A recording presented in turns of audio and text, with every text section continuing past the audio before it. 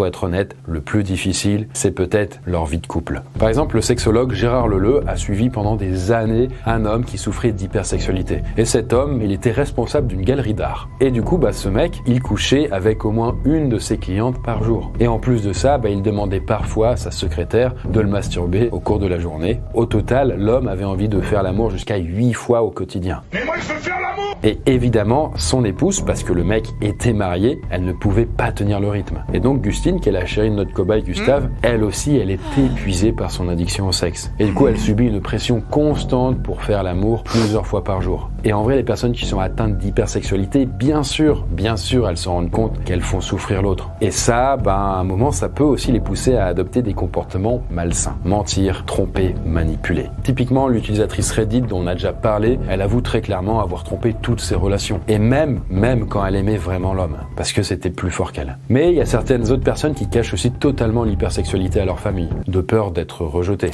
J'ai 5 enfants et je suis marié à une femme qui ne sait rien de mon problème. J'ai survécu à 2 conflits militaires.